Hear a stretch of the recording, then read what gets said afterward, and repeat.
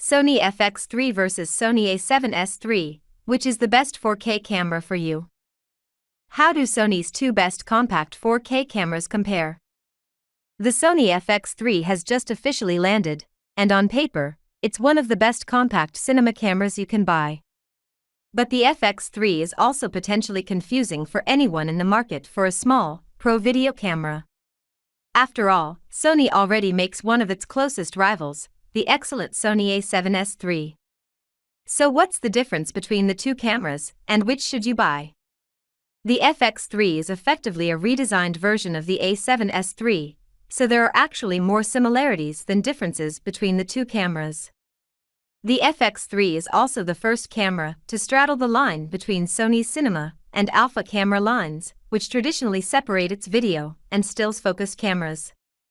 But even though the Sony FX3 has an alpha badge, it is a more filmmaking-focused camera than the A7S III. So we've rounded up the X key ways it differs from the A7S III to help you split the two highly capable cameras and decide which one suits your shooting style the best. Yes, the Sony FX3 and A7S III share the 12.1 MP full-frame same sensor and Bion's XR processor, but they also differ in a few key ways. Sony FX3 vs A7S III, the 6 key differences. 1. The FX3 is smaller, but lacks a viewfinder. The main clue that the Sony FX3 is even more video-focused than the A7S III is its design. The Sony A7S III is mainly renowned for its video skills, but its body is based on the traditional alpha style that's grown from Sony's still cameras. This means it has a viewfinder hump and that signature black finish.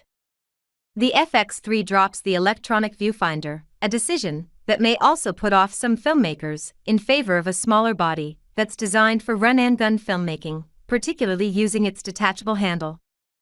The FX3 is still beefier and heavier than a mirrorless camera like the Sony A6600, but not by much, and it looks small compared to DSLR-sized rivals like the Canon EOS C70.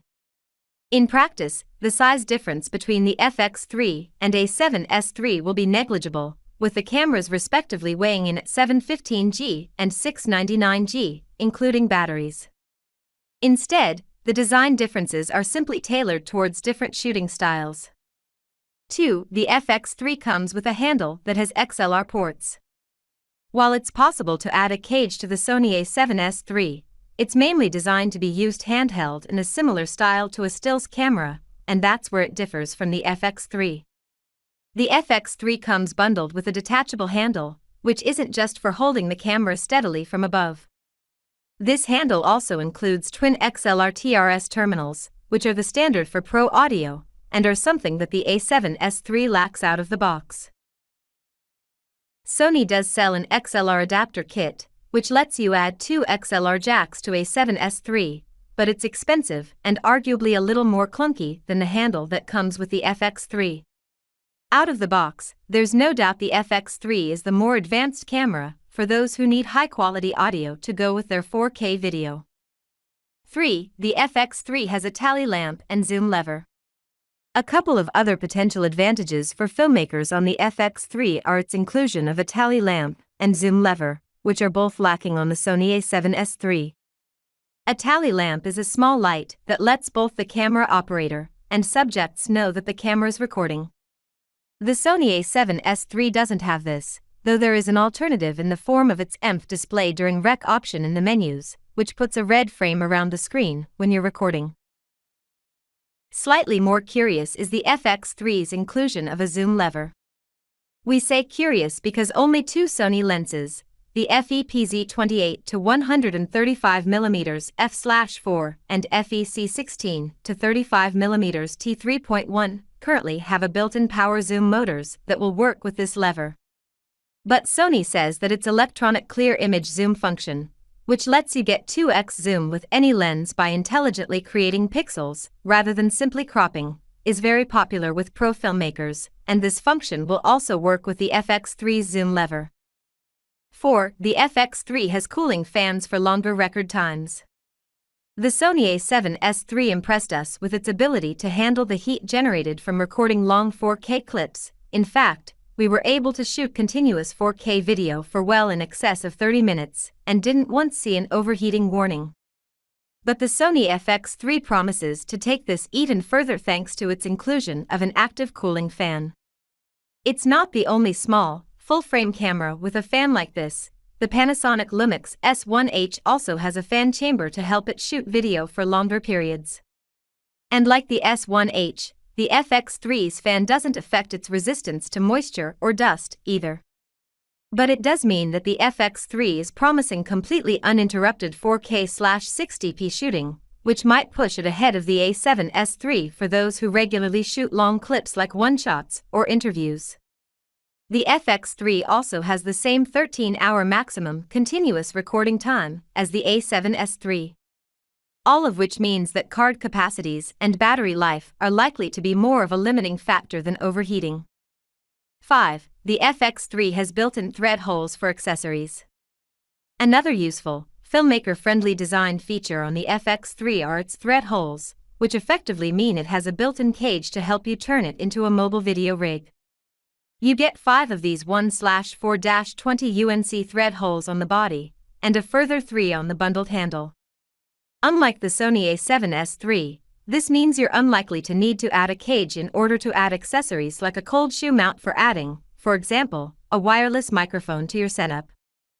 It's possible to get a similar setup on the A7S III with an additional cage, but it's another example of how much more pro-video oriented the Sony FX3 is out of the box compared to its alpha counterpart. 6. The Sony FX3 is pricier than the A7S III. The Sony A7S III is more affordable than the FX3, and not just because it's a little older, having arrived in July 2020. The A7S III's recommended retail price back then was $3,499/£3,800/5,999 Australian dollars, and it hasn't really shifted from that yet.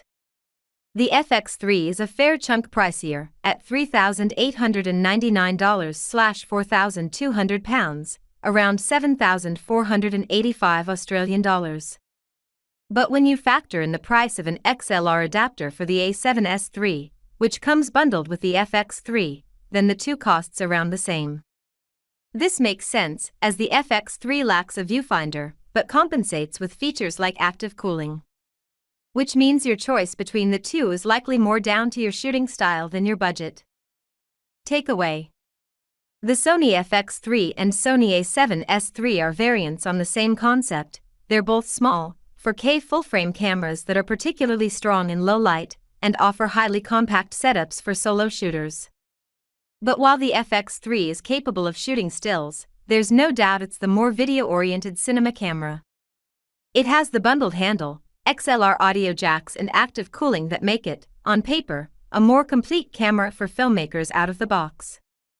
While those who splashed out the A7S III might feel slightly aggrieved that the FX3 has arrived just 6 months on, they will largely be hybrid shooters with slightly different needs. Sony says the A7S II remains targeted at those who need a mix of video and stills, like wedding photographers who don't need to make large prints, concert photographers and astrophotographers. For those kind of shooters, the A7S III's 4K video powers are important, but the FX3 is a camera that's really built around them. It's a subtle difference, but we're looking forward to seeing how the Sony FX3 stacks up against other rivals like the Canon EOS C70 and Blackmagic Pocket Cinema Camera 6K Pro soon.